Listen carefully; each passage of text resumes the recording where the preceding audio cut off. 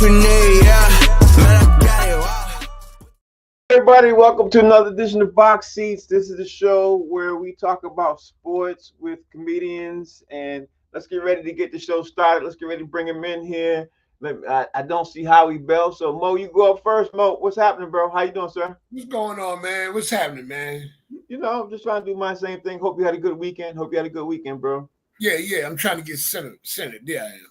Yeah, you sent it. Howie Bell's in there now. Howie, how you doing, sir? Let me get centered. What's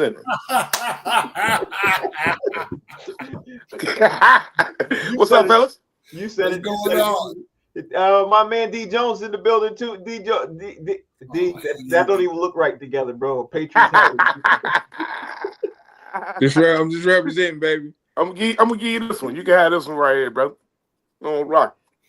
Okay, all right. Let me see what my man Jason Hayes, filmmaker, is doing. Jay, how you doing, sir? How everything, bro? Hey, what up, fellas? I see D mass confused right now, baby. That's all. Oh, man. My two favorite sports. You know what I'm saying?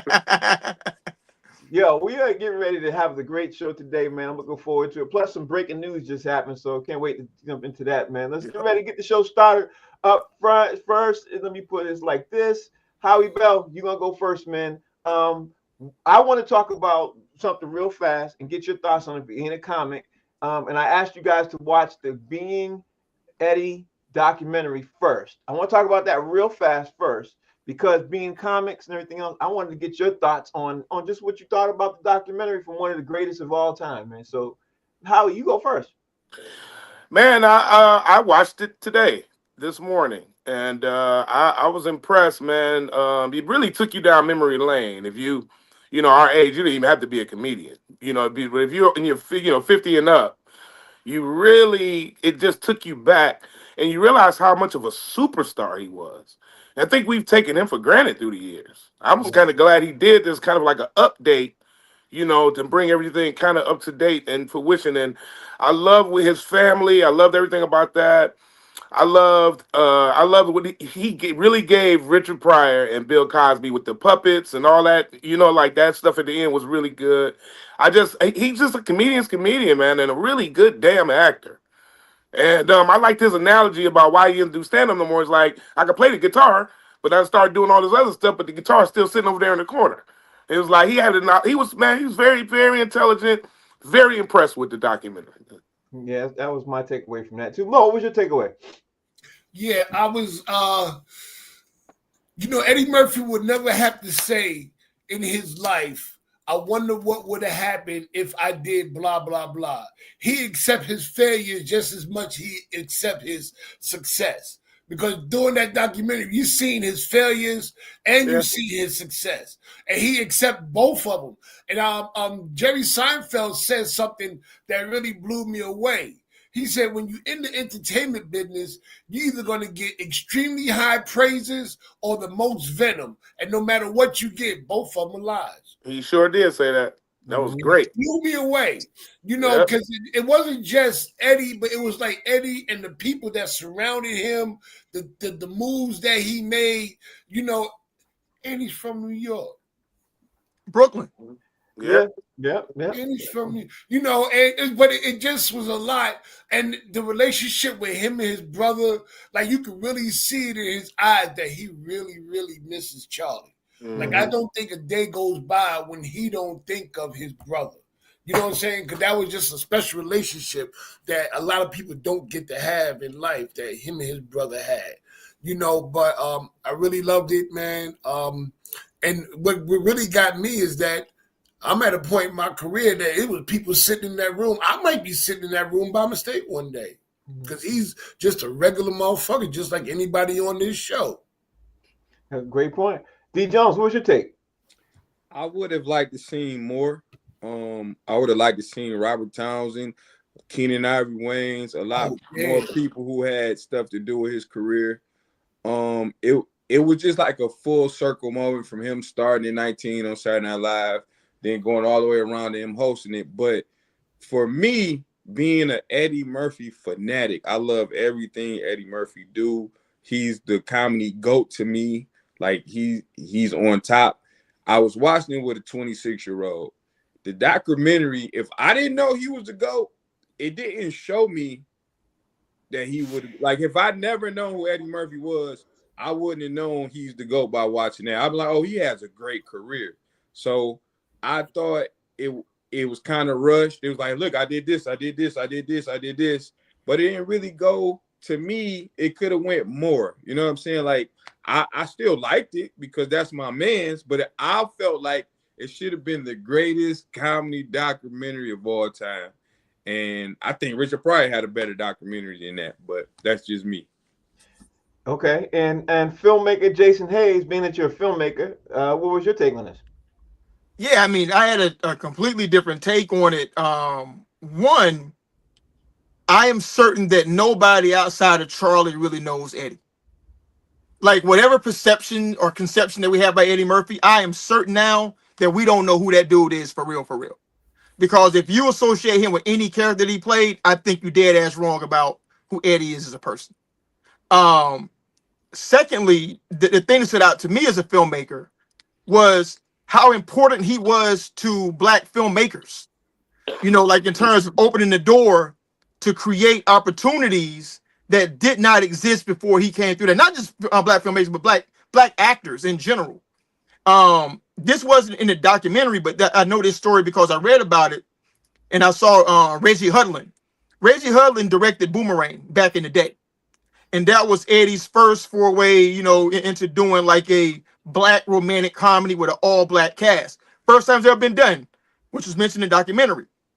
But Reggie told this story about how, if you guys seen the movie, and I know you have because you're all Black of a certain age, remember the scene when the helicopter drops Strong J in, and the crate opens up, and the dude and the white dudes come out, you know, pulling the chair, and she's like, rah, rah, you know, whipping him and stuff.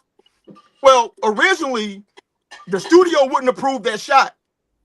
And Reggie was meeting with Eddie to give him an overview about what the new scene would be. And Eddie was like, wait. What happened to the old scene? I like that. He said, studio said, it's no money for it. But listen, Eddie said, no, hold on. This was your vision. He said, got on the phone. 2 minutes later, he said, yeah, the scene's back in. Now, what were you saying? He threw his weight around to make sure that Black creatives got the same budgets as the white creatives. And that's not talked about enough, man, because people don't do that. If you are a filmmaker, you realize as a Black filmmaker, your budget is going to be a fraction of what everybody else gets. And that dude made sure that people got what they needed to make projects with him. And I will forever appreciate him for that. I'm going to save my thoughts on Eddie Murphy documentary to when we get offline. I'm going to talk about that with y'all. I thought the documentary was really, really good. Good. I thought I had my things to pick against it, but I don't want to waste time picking against it because we got too much sports to talk about. So let's jump into the sports and talk about something, man. Let's get to the first thing first, man, is Jake Paul is having a fight with former two-time unified heavyweight champion Anthony Joshua. It was announced today for a Netflix fight. It looks like it's going to happen 8 o'clock, December 19th at the Kaseya Center in Miami. Seemed like it was rushed, thrown together. Before we talk about football and the NBA and everything else, Howie Bell, what's your thought about this fight that Netflix announced real fast? Hey, man, you know, I'm from the old school boxing, man, and all that kind of stuff. I ain't really, you know what I'm saying, like into Jake Paul like that. I know he's a popular guy and a winner, you know, but I'm not a big fan of the sport right now. You know what I'm saying? So I don't really have a lot of thoughts on it, other than I feel like all these guys now is just grabbing bags right now, man. It's getting the money, bro. That's it, man. Yeah, man. I just wanted to mention it too because honestly, it just seems like a money grab to me. Mo, what's your take? Yeah, that's all of it. It is a money grab. I'm gonna say this though: the last time I remember a fight was rushed, I think it was either in Tokyo or Japan. It was a kid out of, I think, Ohio named Buster, last name Douglas, and it was rushed, and it was a different outcome. So Jake Paul might get his ass whipped this time. He won't. We'll see. You don't know. He ain't got time to prepare for this dude. No, so we know. Dude might surprise him. No, we know. Go ahead, D. What's your take? Yeah, the fix is in. It don't matter who he fights. Right. Like, don't matter. It really don't matter. They should just put this with wrestling. It's all sports. Correct. Yep. It's the same thing. I I think I watched one of his fights. I definitely didn't watch the one with Mike Tyson because I didn't want to see the guy I love watching fight lose to him. So I ain't even watched that. But I'm not watching this. I don't care who we fight. Let's just me because I need a couple dollars. That's it. And get knocked out for a couple $1 million ain't a bad idea. Yeah, I don't care. Ain't a bad idea. Jay, I did worse. right? Jay, for free. Jay, what's your take? My take is, I mean, any Jake Paul fight is bullshit off the top, bro. You know what I'm saying? I mean, just like you know, we can't see the contracts, but I guarantee you that it's somewhere in the contract that says that if you knock his ass out, your money go down. You know what I'm saying? I saw Mike Tyson pulling punches for the first time ever in his entire career. Yeah. And if Anthony Joshua's fighting this dude, I mean, you know, who's still active and a huge dude who can really fight, if he don't knock Jake Paul out, then come on, bro. You already know what this is. Listen, I already know what it is going in. It's already Vince McMahon type stuff because they like the views that he does or whatever. You know, people tune in, the mega mouth breathers, you know, tune in, you know, to salivate or whatever. But at the end of the day, these ain't real boxing matches. Yeah, that's one way of definitely looking at it. Howie Bell, you up, man? Because we got to talk about the biggest game of, well, one of the biggest games of the weekend. We got to talk about the Eagles defeating the Detroit Lions last night. And Howie, I'm going to say this before you say a word. I'm going to say this. I was not a Detroit Lions fan, but last night I was upset on all the decisions that Dan Campbell made because he was 0 for 5 on fourth down. Now, if I was a Detroit Lions fan, my blood would be boiling. But how you taking it right now, Howie Bell? How you taking it? You know what, man? I was mad as hell last night, man. I probably was. I don't know. I didn't know who to be mad at. The offensive line, Jared Goff, Dan Campbell's terrible decision. I didn't know who to be mad at. Because I just said that our defense is kicking ass, playing just as good as Philly's defense, really. But our offense can't do nothing. I mean, the defense gave it back to our offense several times, man. Several times. You know what I'm saying? We had plenty of opportunities to do, you know, to be closer than a 7-point game, even probably tied.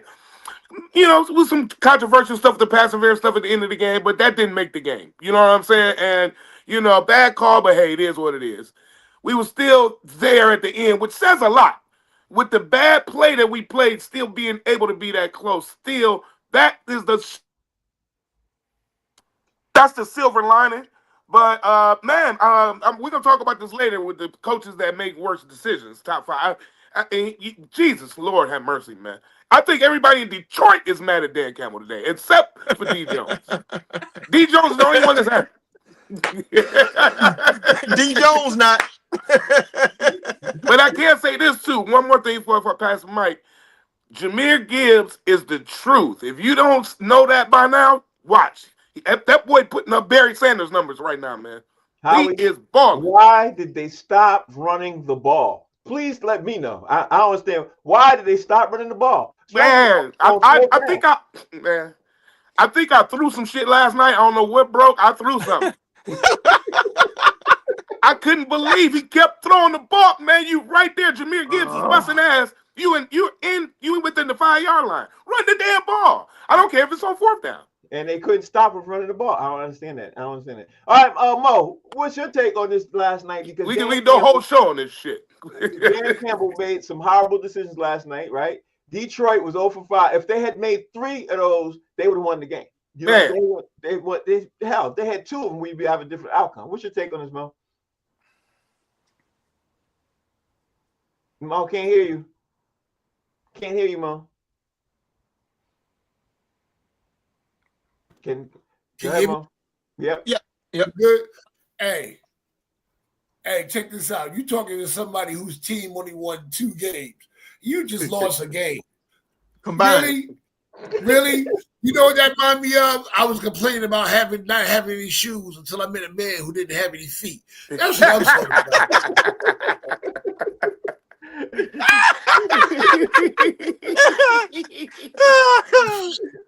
New York Giants, man, you happy about some shit last night on Monday Night Football? We might not get Monday Night Football for the next 3 seasons.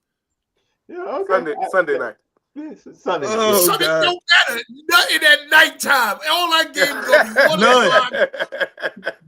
No prime time. That's it. That's a good But analogy, Dan bro. Campbell, hey man, listen. Any given Sunday. D. Yeah, Jones, bad what's your day. take on this, bro? The Giants should play Tuesday mornings. That's what the Giants should play on Tuesday. Hey, D. Jones, and they play Detroit next. So you know, Oh, whenever so- Detroit so lose, better. we beat the brakes off the next person. Murder. Oh my God! It's not about to be good for the Giants, bro. They gonna put up 50. Dan Campbell was playing like he had a controller in his hand and he was on Madden. That's how he goes. You ain't lying. I mean, punting is part of the game. Like, It get is. better field position. Philadelphia's offense is so bad. Like, why wouldn't you put them in worse field position? I didn't know what AJ Brown was really complaining about until I watched the game, and I'm like, this play calling is terrible. The only reason Detroit lost is because Philly's defense was that good. Like, to hold Detroit to 9 points, you gotta be an amazing, like, over the top defense to hold these boys to 9 points. Their defense is so good. AJ Brown kept complaining about not getting the ball. He can't get open. That's what Exactly. really. I didn't even know. They called a terrible pass interference, but he can't get open. Exactly. He can't get open. So it's like Jalen really don't have nobody to throw the ball to. This line ain't blocking like they was for Saquon last year. I'm thinking they missing like 2 or 3 linemen. It was showing me how great Philly's defense is, and something we all know, and how we probably know this too. If you rush Jared Goff, it's a wrap. They had 6 batted balls last night. Hey, they asked my man what was the game plan. He said be 6'6" and put your hands up. Yeah. That's what they did. Yeah, and that's what they did. Hey, it's gonna be a tough road for both them teams, but that defense is like a Ravens type defense right now. You can win with that defense and that offense being that bad. So that's what I seen. Jay, what'd you say? What'd you see? What I saw was Miami helped the Eagles out more than they ever helped themselves out by giving up Phillips. Yeah, that's true. Because Phillips did nothing the whole time he was playing for them. And he looked like an all-pro playing for Philadelphia. But to piggyback, what D said, AJ Brown complained about targets, man, but he ain't separating, man. You know what I'm saying? Like, wherever he is, a defender right there in his hip pocket. So I don't know what he expects Jalen to do in that situation, but that Eagles defense is for real. Their offense is, and the Lions, listen, the one thing the Eagles did last night was they stopped the running game, for Detroit, because I pulled the numbers up. Detroit ran 18. They ran. Jahmyr Gibbs had 12 carries. Dave Montgomery had 6. Neither one really carried, for a high average. Now, Gibbs did damage in the passing game, but I don't know, man. I mean, I'm concerned about Detroit if Goff got to beat teams. Like, if they can stop the running game, I don't know what they're going to look like. My takeaway, I got to say this, and I'm going to move on to the next thing real fast. Detroit looked beatable last night. Like, for the last couple of weeks, they didn't look beatable, but last night they looked so vulnerable. They didn't look like the same Detroit Lions team. I mean, and they rushed two quarterbacks yesterday got rushed. They didn't look like themselves. Sam Darnold and Jared Goff. They looked completely shadows of themselves. And they both them teams, Seattle and Detroit, look extremely beatable. But let's move on. Let me ask one question. Didn't Dan Campbell make those kind of mistakes during the playoffs one year with those? Yeah. That's it. That's the only thing I wanted to ask. All right, go ahead, move on. That's who he is, though. I mean, he always going to do that. Yeah, he is going to do that. All right, so let's talk about the next thing we're going to talk about. I've got to talk about this one is the Denver game, because Denver defeated Kansas City, and it looked like Denver's taking control of the AFC West, bro. Now, I don't know if you all happened to see the game. I saw the game. I was very interested in the game. But let me ask you guys what your takeaway was from this, because Kansas City, I'm gonna say it now. I don't see how they make the playoffs, Howie Bell. I don't see it. They don't. I don't see it, Howie. What's your take on this, Howie? Hey man, Kansas City is in trouble. They in trouble. They in trouble. This don't look good. You know what I'm saying? You got a lot of teams coming out of AFC that are strong, bro. I don't know what they gonna do about this. You know what I'm saying? They may not win a division. What that doesn't look like. So then they would have to get in the other way, conventional way. They're not gonna do it. Right.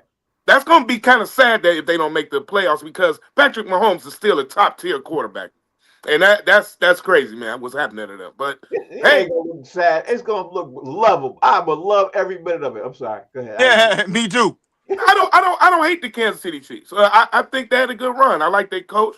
You know what I'm saying? I like Patrick Mahomes. I don't have nothing to get against them. They had a long run though. I think they've been in the AFC Championship game like 9 times, something crazy like that. Yeah, So they've been in like 5 straight. They've been in AFC Championship games like 5 straight. So, but they've been there like 9 or something. But they've won their division 9 straight years. Oh, that's what it is. They won the division 9 straight years. That's what I'm thinking of.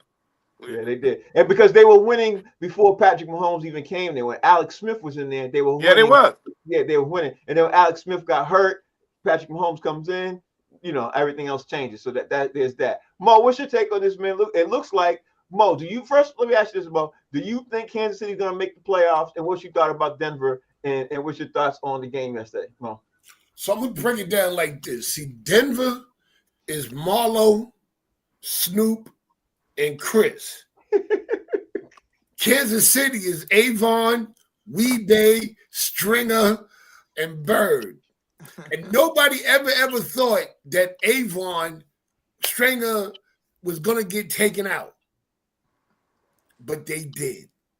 By Marlo, Chris, and Snoop. That's how I see it. But I'm going to say this, right? Because, Frank, when you just said that Kansas City was winning, Alex Smith got hurt, the backup came in, and they kept winning. That story sounds so fucking familiar about a starting quarterback that got hurt. Right. And the backup came in, and they kept winning, and everybody hated them. Oh! Yeah. That's right. Providence. Yep. Yeah. We're gonna have to have a sidebar, Jay, about the disrespect that's coming. The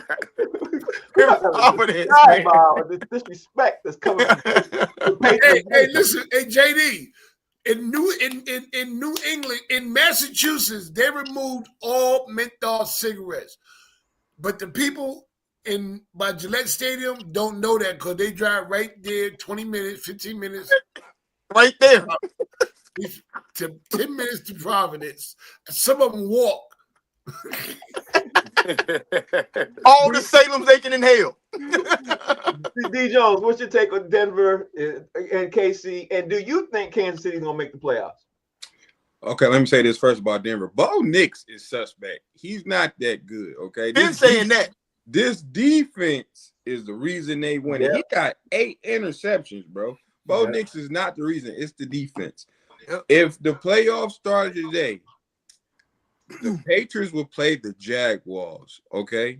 Listen, I would rather face the Jaguars because we would whoop their ass instead of the Kansas City Chiefs, okay? I hope they don't make the playoffs because I don't want until they're dead, till the season's over with.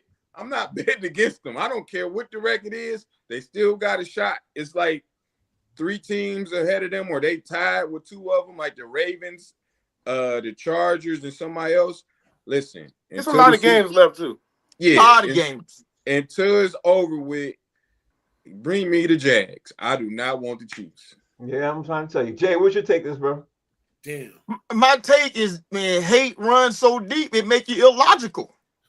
Because D just said he want the team that beat the team that he said he don't want. Yep. Right? Because I believe Jacksonville beat Kansas City and the refs that night. Yeah. Okay? So, and they beat the brakes off the Chargers yesterday. So, that's a dangerous team. Kansas City, bro, this ain't their year, man. You know, because they got all their players back now. And like everybody, they said that they gonna need to make a run. They got them back, and they ain't making no run because they ain't scaring nobody no more. Like everybody lining up, they smell blood in the water. Denver been building to stop Kansas City in that division. Chargers been building to stop Kansas City in that division. The Raiders, well, they're in the division. Because they ain't building shit. they ain't stopping nothing. But I mean, the AFC, man, I mean, it's the strongest division right now, bro. I mean, I don't think nobody want to deal with like 8 teams over there. Yeah. They got 8 legitimate teams that can beat anybody on any given Sunday. That's for sure. That's for sure. I agree with that. Howie Bell, let's move on, man, to the next topic, man. Can't wait to talk about this one because the Baltimore Ravens ended up defeating Cleveland Browns. Shedeur Sanders comes out. He goes 4 for 16 for 47 yards. He threw an interception. He was sacked twice. He had 3 carries for 16 yards. And he, you know, even though they lost, let me just say this too, side note, while he was playing, his house was broken into. Side note, sidebar. It was just officially confirmed that he was being robbed while he was playing. Let's say this. I watched all the sports shows this morning. They all were saying this one thing, Howie, that Shedeur Sanders did not practice with the ones. We all saw that. But Shedeur Sanders could have won the game with the final drive if his wide receiver had caught the ball. You know what I mean? Let's just throw it out there. Now, Tom Brady, just go down the list of all the greatest quarterbacks who've ever played the game. Just go down the list of all the greatest quarterbacks who've come in and relieved quarterbacks. From Alex Smith, just go down the list. They've all practiced with the ones. Why in the world is Shedeur Sanders not practicing with the ones, Howie Bell? And talk about the Ravens defeating the Cleveland Browns. Tell me what your thoughts overall on all this, Howie. Talk to me. Well, number one, Shedeur Sanders, man, they keep trying to set that boy up for failure. Yep. Yeah. I mean, let's just call it like it is. Why wouldn't he practice with the ones? I mean, that don't even make sense. So let's start there. Number two, that boy could have probably been feeling something about being robbed at the same time. You know, that happens, man. People have premonitions and all this kind of stuff, man, and things that be going on you don't understand until you figure it out. So that could be part of that. On the Baltimore Ravens side of it, man, I said on this show, I said, man, them boy, if you give them a chance, they can still make a run. I don't know how many weeks ago that was when I said that, but I'm looking at it now in real time. Those boys coming back at it, man, and we don't talk about coaches and all that stuff later, but I'm telling you, man, I'm very happy for the Ravens, actually. You know what I'm saying? I'm a fan of them. And but I'm also a Shedeur Sanders fan. And I don't like what they're doing to that boy, man. You know what I'm saying? I mean, and it's obvious. It's in your face. Mm-hmm. They're trying to get him hurt, something. I don't know what they're doing. Yeah, that's one definite way of looking at it, and the way I walked away from that too. Mo, when you walked away and you saw that Cleveland was close to winning that game against Baltimore, Mo, what was your takeaway from that? Yeah, I don't know, man. It's just a sad situation with Shedeur. You guys said they setting them up for failure. I think yesterday with the failure, they were setting them up for. You know, he's not practicing with the ones. You know, what he was 4 for 16, you said? I mean, it wasn't a good day for him because he don't know what's going on, really. You know, that's what so now they got a reason to try to get rid of him, or I don't know. If I was Shedeur, man, I'd quit my job. I'd give my 2-week notice and I'd be out. I tell you, go to another league. You'll still be famous. You'll still be Shedeur, and you will be loved. Roz G told me the people from the outside will treat you better than the people from your own home. D. Jones, the hate seems to run deep, D. Jones, for Shedeur Sanders, bro. What's your take? It's insane. They said the offensive line never heard his cadence before. Yeah. Correct. That's crazy. Right. Correct. That's wow. Two, he did have an opportunity on the last drive. He went 4 for 16 and threw a pick. But he just needs some more practice. Like practice, you can't play if you don't practice. So I can't really put it on him. D. Jones. Tom Brady used to practice with the ones all during the summer. He used to practice with the wide, like you practice with the wide receivers before you get thrown in the game. But he was the starter. Right, but my point is You're not going to practice with the third stringer. But when I'm saying Tom Brady, when I mention his name, he was practicing with second string and stuff when he was on the bench when Drew Bledsoe was starting. You know what I mean? Like you're practicing with wide receivers. Why Cleveland's not doing that with this dude, it baffles me. And then you throw him in the game. Let's look at the history of the Cleveland Browns and quarterbacks. Yeah, that's true. That's I'm sorry. I'm sorry. I'm sorry. Right. It's not good. I'm sorry. I guess my last statement, Jay, about Cleveland, man, is because I want to talk about one more game. I got to before we do the top 5. Jay, the hate runs deep for Deion Sanders, bro. I don't care what nobody says, and I know you could agree with this one. What's your take, D? No. I mean that's my take too, man. I mean, listen, once they traded Joe Flacco, that meant that Shedeur Sanders was no longer third string. That means he's the backup. Right. And you got a starting quarterback now in Dylan Gabriel, who's straight out of Munchkin land. Right? So it's just a matter of time before you knew he was going to get dinged. You know what I'm saying? I mean, it's no way a dude that size, that stature, with a career history of getting hurt. He got hurt at UCF. He got hurt at Oregon. He got hurt everywhere he went. So to not let Shedeur Sanders even get first team reps is beyond me.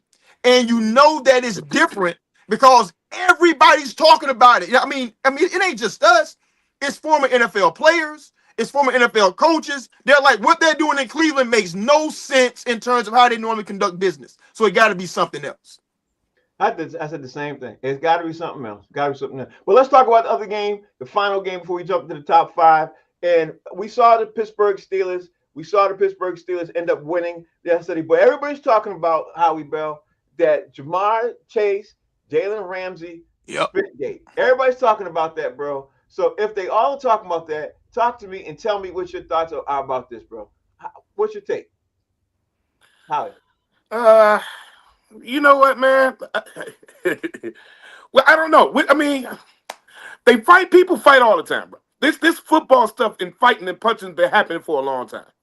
You know what I'm saying? I mean, I don't know, man. Jalen Ramsey ejected. Jamar Chase probably hit him first, right? Yeah. They never catch the first guy. Yeah. I mean, this has been going on forever. So I don't know. You know, my take on that is, okay, let's move on. This is much to do about nothing. Wow. Okay. So that's how you take it getting spit on. Okay, Howie. All right. I'm remember you said that, bro. Not about being spit on. Just the punching. You know what I'm saying? Not the spitting part. You know what I'm saying? Nobody can spit on nobody. You know what I'm saying? So, but I'm talking about the swinging and the punching, just the fighting in general. That happens. Now, when you spit on somebody, you a whole ass nigga. I mean, I'm sorry, excuse my language. You know what I'm saying? Yeah. No, that's appropriate. Yeah. If you spit on somebody, that's a whole different level. I was talking about in general about the fighting. You know what I'm saying? But yeah, spitting, basically, I ain't shit to you at all. You spit on me. Right. I should be dead probably to you, or I don't mean nothing but a squirt of piss. So if you spit on me, that's next level. Okay, y'all. That's why when old boy spit, Dak Prescott spit towards my man, he came up and spit back. I got to say what's up to Rodney Perry, who joined the show. I got to figure out how the hell he got the link. I'm going to talk about that in a second. But I was in the building, y'all. I mean, Rodney Perry. Rodney Perry's here. Rodney Perry, how you doing, sir? Hey, what's up, guys? Hey, I What's just up, pulled up. Rodney? What's up, movie star? What's going on, Rodney Perry? My guy. What's happening? Hey, no. I saw you guys were on, man. I'm just a You fan of the sideways, show. Rodney. You sideways. Oh, I got. Want me to go vertical? Okay, Yeah, okay. you good. Yeah. All right. Word. No, man, but I mean, my lady spit on me last night, and we had a good time. I don't know, y'all jumping the gun on that no spitting. You know what I mean? But I guess it do matter who did it. But yeah. You know, a little spit never hurt nobody. Is what I'm saying. Only Rodney Perry would say that, y'all. No, he ain't the only one, because I was thinking the exact same. Oh, Mo, what's your take on this, bro? How you looking at this, man? Hey, yo, Jamar Chase spit on that boy, though. He I'm did. saying, it's a different kind of spit when your lady spit on you and some big, burly, 250-pound ugly motherfucker spit on you. There's a difference. That spit was slimy. It came out. It was like it was like. And from what I understand, Mo, he had a cold too. Yeah. It was. Oh man, so that means it was spit and snot and everything from the nasal all back here came up out and Jalen Ramsey said it. He said, "Once you spit on me, it ain't about football no more." Yeah. He said it's up after that. Yeah. It's popping after that. What was your take on that, D? Well, one, let me go back to what Rodney said, because these women then start spitting on us and shit, and I'm like, this shit fun. I like when they do it. But the part that got me was he lied about it. Like he said at his locker, they're like, you spit on him. I ain't open my mouth. Man, you big ass liar. He probably just shot it through his teeth. He got a gap in his front teeth. Man, it was the lying part for me. Like he should have went to his locker room, whooped his ass after the game. Yep. And he, he might have tried. You never know. He might have tried. He might have tried. He might have tried. Jay, what was your take on that? Because honestly, nobody's even talking about the game. You know what I mean? Nobody's talking about Aaron Rodgers got injured. Nobody's talking about Steelers look. Everybody's talking about, guess what? Jamar Chase literally is in situation right now, and he's not going to play the next game, which is against the who? It's Providence, right? That's who they're playing next, right? Jay? That's right, Providence. Yeah, Providence Patriots. Yeah. Go ahead, Jay. What's your take on that being spit on, bro?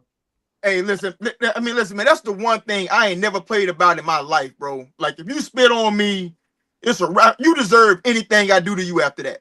Yeah. You know what I'm saying? Because, I mean, it's like so beyond disrespectful. You can't even call it disrespectful. Right. So, but to have him look into the camera and connect with America and lie through his lying ass lips, talking about, I ain't spit on that man. Come on, bro. They showed in slow motion. Jalen predicted. Jalen said, they got 100 cameras in there, man. Somebody gonna show it. You know what I'm saying? So to have him do that, he deserved the 1-game suspension. It's gonna cost him basically like $550,000 when it's all said and done. So if that don't stop you from spitting, maybe he's an addict or something. I don't know. Yeah, I don't know either. Howie Bell. It's time to talk about the other subject we were going to talk about, Howie. And here it is. Because I know you want to talk about it, because I definitely got it on me. What are the top 5 worst coaches in-game decisions in the NFL that you have ever seen? And we got to say, I don't know. I think Dan Campbell got about 3 of those 5, but that's just me. All right, so I'm gonna go through quick, man. We got listen, man. All right, you remember when Pete Carroll didn't run Marshawn Lynch? Yes. Yeah. That's my number 5. Then you remember when Jason Garrett was coaching for Dallas and he iced his own kicker? Yep. Remember that? He got number 4. Then let's move on to Rod Marinelli, who lost every damn game for the Lions. So he had to win. He was 0-16. He made some of the worst decisions ever. And then Dan Campbell, damn it, is the number 2 on 1. That dude, we could have went to the Super Bowl if he hadn't. He didn't kick a field goal. He went for it on 4th down again in that game against San Fran, NFC Championship. He did it again last night. He made bad decisions last year. I like him still, but I'm starting to not like him. You know what I'm saying? Like, I'm right here like, man, dude, you're costing us games. And in situated football, you only got so long to be sweet in football, bro. Yeah. And then it's not your turn, it's somebody else's turn. And that's just how it goes. Football is competitive. The Lions have had 3 seasons to get this shit together, man. Yeah, they have. And the time is running out. You know that. Running out. Time is running out. Because Rodney Perry, I don't expect you to have 5, but wait, are y'all serious talking about, first of all, the Lions been bad for our whole life. Y'all talking about 3 seasons? Are y'all serious? That's a lifetime. Detroit, man, you gotta embrace these guys, man. If you from Detroit and you ain't singing the Motown song, you should be happy. Okay, all right. But Rodney Perry, did you got top 5 worst coaches in-game decisions in the NFL that you have ever seen off the top of your dome? You got 5? Of course, we said Pete Carroll not running Marshawn Lynch, a monumental mistake. Still wrong, and I gotta also call out Coach Favre for the Carroll Bulldogs, and he He wouldn't put me in, man, and I was having a great game. Hey, Howard Bell, I was having a career day in high school, and he sat me down, man. He sat me down, and don't get me wrong, my career was 5 yards, but I had just got 6.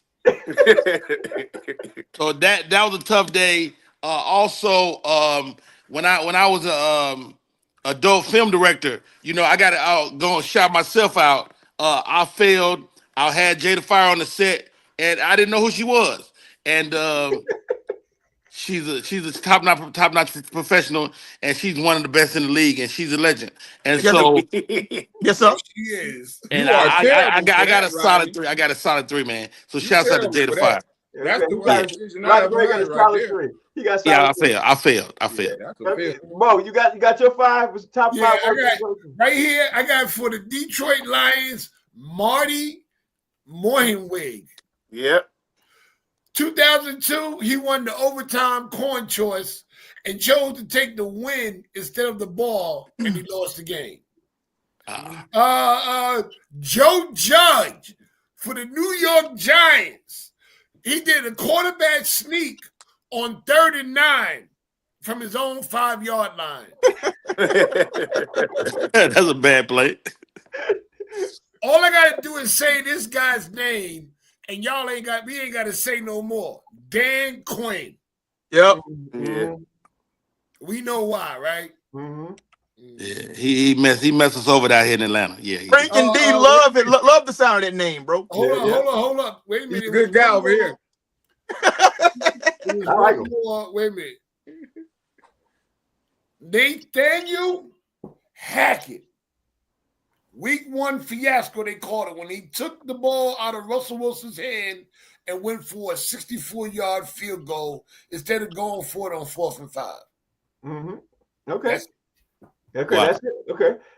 D. Jones, give me your top 5 worst coaches in game decisions in the NFL. Well, number 5, I'm gonna go with Dan Campbell. It can be 4th and 76, and he's like, go for it. Yep. He's going for it. Go for it. for it. Let's go. Yeah. The fuck, I'm Dan Campbell. How about that? How about it? I do got Marty Morningwig. Like how you get the toss and be like, no, I'll take the win. You know what I mean? I got who else I had? I got Bill Belichick not starting Malcolm Butler in the Super Bowl.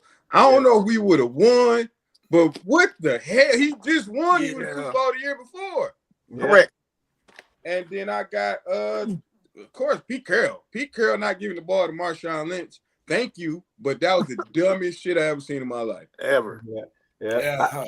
I gotta say, D, I thought when they got down to the 2, I was like, we lost this game. This is over. I got a whole story about that, man. I'll tell y'all after the show. Yeah, I thought it was over. Where are we at, Jay? Give me yours. Hey, I'm going 1 through 5. Number 1, this will be forever and a day the dumbest shit ever. Pete Carroll not running Marshawn Lynch. Yeah. So let's just start at the top. Right. Number 2, I got Dan Quinn, and it ain't even like one play. Just take every decision he made in the whole second half and just burn that shit.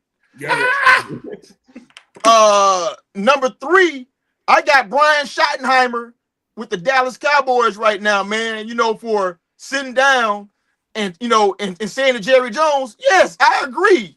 We can still win without Micah Parsons. How about Worst that? coaching decision ever. He should have pushed back on that. Yep. Number 4, God damn it, Urban Meyer, forever agreeing to be a head coach in the NFL ever in life. Son, that's the worst coaching decision outside of Pete Carroll ever. And then number 5 for me, it happened last week. Nick Sirianni with the Eagles. Wow. He went for it on 4th down, late in the 4th quarter, and he passed the ball, incompletion, left time on the clock, and gave a field position to the Packers, and they almost lost that game. Yep, sure did. Hey, who was the coach who They left didn't lose, RG3 though. out? They didn't lose. They didn't lose, but to put him in a situation like that, man, that was terrible. That was terrible. Who How was he the felt. coach who left RG3 out there? That was stupid too. Yeah, that was Shanahan. Mike Shanahan. Shanahan. That was Yeah, stupid too. yeah. Howie Yeah. stupid too. Howie Bell, we gotta talk about this now because now we about to hit 11 weeks in the NFL, and you know what I do every Monday, Howie Bell? I always say, give me your top 5 power rankings in the NFL after week 11 because we all know after this weekend, after what we saw, there's a whole lot of different shakeups now, Howie Bell. So you up first. Give me what's your top 5 power rankings in the NFL after week 11, Howie? Give me 2. I gotta go ahead and put the New England Patriots right there, man. You Now, know what what I'm number? saying? Are you starting from 1 to 5 or 5 to 1? I'm starting from 5-1. Okay. I got New England Patriots at number 5. I still, despite their loss, I got the Seattle Seahawks at number 4. Okay. I still got them right there. At number 3, I got the Buffalo Bills. I got the Buffalo Bills right there at number 3. They did really good yesterday. Oh, And I also have the Philadelphia Eagles at number 2. Okay. Despite, my feelings and all that, they showed improve. I said yesterday or the day, whatever that was last week, hey, man, they was going to have to, somebody got to take them out. They still the champs. But at number 1, I got the Los Angeles Rams, bro. And Matthew Stafford is balling his ass off. And I'm telling you, man, I'm a little mad and jealous that he's not in Detroit right now. To be honest with you, because we got our quarterback is schizophrenic. I don't know what's going on with Jared Goff. But those are my power rankings right there. I'm really interested in talking to you, Howie Bell, after this. Why you ain't got the Denver Broncos in your top 5? We're gonna have a conversation about that after this. Bo, what is your top 5 power rankings in the NFL from 1 to 5? From 1 to 5, or 5 to 1, however you want to do it. 5 to 1. At number 5, I'm gonna put in there because I didn't do this one, but I know off the top of my head. At number 5, I'm gonna put Philadelphia in there, man, because they still winning, still doing their thing. Yep. Number 4, I'm gonna put the Denver Broncos in there. They just knocking people off left and right, left and right. At number 3, I gotta put the Rams. Okay. I gotta put the Rams. At number 2, because I would never put them at number 1, I'll put them punk ass Providence New England Patriots. right. Wow. Providence Patriots, dog. Yeah, I'll put them.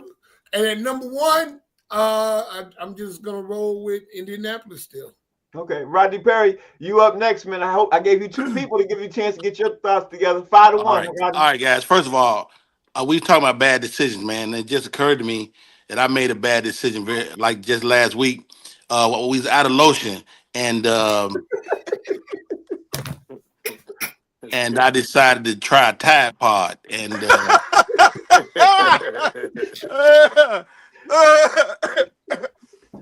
it was burning, man. It was a burning sensation, bro.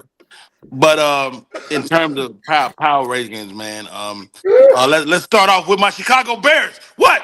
The Bears, baby. Are they 1 or 5? Are you going from 1 to 5 or 5 to 1? It don't matter. Just throw them in there. The Bears is on the list. Let's all agree. The Bears on the list. I love the Eagles right now. Even though they're not putting up big numbers, they are winning games. They are winning games. Shout out to the Eagles. Shout out to the losing ass Atlanta Falcons. Let me tell you something. You gotta shout out a team that find a way to lose no matter what. You gotta You gotta find it. Like, it's hard to lose week after week in the NFL, and they managed to do it. Well done, Atlanta Falcons. And they got the best lemon pepper wings. But that's another story. All right. And also, I think he said the Rams. The Rams is a good choice. I love the Rams right now. They look really great. And for the worst of all leagues, me in fantasy football, I am 0-11. Oh my goodness. Okay, that's fine. I am horrible. Need to fire your GM. That's fine. I am the GM. I fired myself 2 weeks ago. Oh, now he went and got him. I couldn't have him out hat me. He can't come out here and just out hat me though. You know what I'm saying? I like that, OG. Yeah, I wasn't about to have that. That's that Cam Newton boy. Yeah, that's nice right there. That's nice right there. I left Denver off, so I will say that. Number 5, I got Philly. They offense trash, but that defense got them in the top 5. Okay. Number 4, I'm gonna go with the Colts, only because they ain't play yesterday. Number 3, I'm gonna go with the Bills.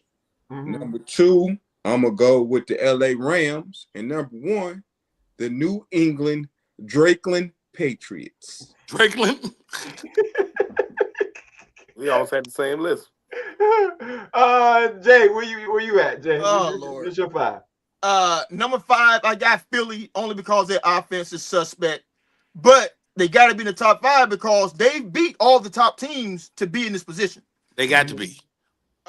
Number 4, I got the Patriots, man. I mean, it pained me to say it, man, but the record is the record, and that's all I got to say about that. Number 3, Denver Broncos.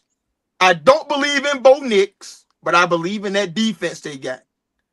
And number 2, I got the Colts. Jonathan Taylor is legit. He won't win the MVP, but he should. And number 1, the Matthew Stafford Rams. Them boys are balling on offense, and that defense is nasty. Ask Sam Darnold. Yeah, that's a good list. That's a good list. All right, Howie Bell, you up now, man? Because now we did the power rankings. Now we got to do what are your top 5 coaches of the year from the good decisions that they have made right now, Howie Bell. What are your top 5 coaches of the year in the NFL so far this season? I'm going to go at number 5 with John Harbaugh and bringing Baltimore back to 500 and back to life. I really like what he's doing over there, man. They got their QB back. They got their quarterback back. They got their quarterback back, and now here we go. Here's the stretch. What's the how do you pronounce the Shane Stretchen? How do you say his name? The coach. It's Steichen. Steichen. Yeah. Of course. You got to put him up there for what he's done with the Colts. You got to do that. Mike McDonald, Seattle. You know what I'm saying?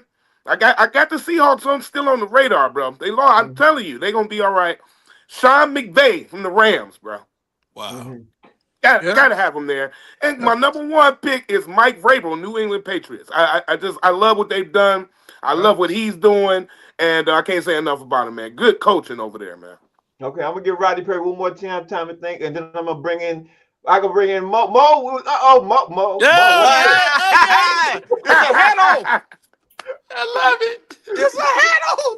Well, that's what we doing, Mo. That's what we doing. Give me your 5, Mo. He got that mug cocked too. He got it cocked. Hey, My man, God. I feel a little Terry Howard-ish, man. You know what I'm saying, man? At number 5, I'm putting Ben Johnson in there for the Chicago Bears. You know what I'm saying? After last year, nobody really thought Chicago was going to be anything capable. Caleb Williams was written off, and them boys are doing their thing. And then number 4, Sean McVay for the Rams. He's doing his thing. 3, Mike McDonald, of course. 2. Say it. Don't control. Say it. The dude down the street. And number 2, Shane. How you say it, JD? Shane Steichen. what? Right. Steichen. What JD said. All right, and Rodney Perry. Now I gave you 2. Give me your 5, Rodney Perry. Where you at with your 5? I mean, we talk about great coaches, man. You got to go with Coach Boone, man, and he really did a great job. Remember the Titans? He did a wonderful job with those kids, man. And you gotta. He told them kids, he said, "You guys will be perfect in every way." And you might not be the best, but you're the best we ever been. And you got to respect that. Coach Boone, in the history of movies, what a great coach. Another great coach, my man that was coaching the girls' Olympic gymnastic team. Now, he was looking too hard at them young girls, but Bella Caroli. Bella was checking them out, but Bella got some wins. And you got to respect that. And also, again, my coach for not putting me in the game, Coach Fobbs, he made a great decision because we went on to win. He put in Tony Hubbard there. Tony Hubbard ran for 200 yards that day. Well done. I only got them 3. Yeah, okay. Let's see. Let me where we. I also want to shout out my wife because she coached me through our last session. Okay. D Jones, give me yours. Oh, he got smooth. He got smooth. He done switched up. You know what I'm saying? If we go in there, then I'm gonna have to go my guy Dollar Bill from the Players Club. You know what I'm saying? He was an excellent coach. He was. Excellent All you coach. do is spin records. All, Who you? What do you do? DJ Quick? Who you? my guy Terrence Howard from when he was pimping. You know what I'm saying? Come on now. He was It's a hard out great here for a coach. pimp. It's hard out here for a pimp. It's hard out. He was a great coach. You know what I'm saying? Then I'm Indeed. gonna have to go from there. I'll probably go to my guy, Mr. Marcus, when he used to make films. You know what I'm saying? He coached them through there. Yeah. And then number one, I'm gonna have to And go. he kept his shoes on. You gotta respect that. Yeah, he kept his shoes on. Yeah. Whose is it? That's mine. Whose is it? Great coach. And number one, I'm gonna go Mike Vrabel. You know what I'm saying? He should be coach of the year. What? The Patriots won 8 games the last 2 seasons. They had 9 this year. Okay, coach of the year. Yep. Yeah. Jay, give me your top 5 coaches of the year in the NFL this season. Well, I'm gonna go from 1 to 5 because to me, one seems obvious. Number 1 for me is Shane Steichen with the Colts. I mean, the Colts have won 8 games this decade. So, you know, for him to have them where they are right now is crazy. Number 2, I got Mike McDonald with the Seahawks. Number 3, I got Dan Campbell. Dan Campbell lost both of his coordinators last year, man. And he still got them boys on track. So that's a hell of a coaching job, man. You know, you can't overlook the job he's done. Number 4, damn it, Mike Vrabel. He got to be on the list. You know what I'm saying? I had low expectations, and, you know, and they've exceeded all of that. Ruined my year, to be honest. And number 5, I got Mike McDaniel of the Dolphins for still having a goddamn job at this point, bro. Listen, bro, do you understand what he's done to still be employed going into week 12 right now? Incredible. Yeah.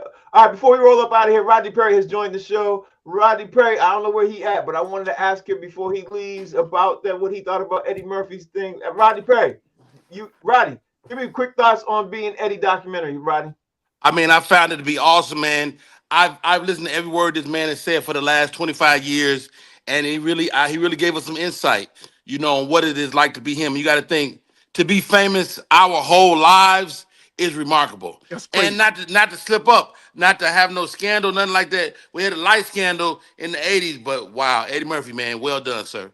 Yeah, since he was 19 years old, he's 64 now. Yeah, that's really. I got a chance to meet him. I worked on Medea's Big. I have worked on Coming to America too, and he's actually like a real king. And I think that showcased his royalty on that show. Well, Roddy, tell everybody out there how they can follow you, bro. Thank you for joining the show. I'm easy to find Rodney Perry Live on all social media, man. Frank, the show looks great, man. Thank you for letting me come in today. Although you probably was like, "What the fuck are you doing?" Anyway. But a great show, and it's been a great show for a long time, man. Keep up the great work. Well done, guys. Rodney, thank you. I don't know how you got the link, but your stealth skills is impeccable. Impeccable. That's Rodney Perry, y'all. Howie Bell. Tell everybody out there how they can follow you, bro. Hey, man, always Howie Bizzell on the gram, and of course Howie Bell, and just type it in, man. You got me, man. Yeah, all right. And D Jones, tell everybody how they can follow you, bro. First of all, let me thank Howie and Rodney for letting me and Mo interview them on our Instagram show. It was 2 of the best episodes we had. Wow. Follow me at 313 D Jones. And this weekend, I'll be headlining the Fox Theater in my head. Wow. In your head? That's a good one. That's a good one. Bo, tell everybody how to bro. Yeah, man. Always a good time hanging out with Rodney. You know what I'm saying? And you can follow me, MOE_comic on Instagram, and Maurice Smith on Facebook, as always. There it is. And filmmaker Jason Hayes. Tell everybody how you can follow you, bro. JD. As I watch Mo with his Cosby Kids hat on, you can follow me at PHUCK, the Patriots.edu. Whoa. And that's what it is, baby. Oh, shit. How you spell it? PHUCK. Wow. The Patriots.org. Okay. Y'all, thank y'all for watching. The name of the show is called Box Seats, on every day, Monday through Friday, 5 to 6 p.m. You're going to be back tomorrow. We got to finish talking about the NFL. Don't hang up. Don't hang up, y'all. Yeah, and we definitely got to talk about some of the NBA stuff that's been happening over the weekend. We didn't even talk about Paul George debuting tonight, and we didn't talk about LeBron James going to the practice tonight. Looks like we're going to talk about all that tomorrow, rest of the NFL. Thank y'all for watching the show. We'll see y'all. Peace.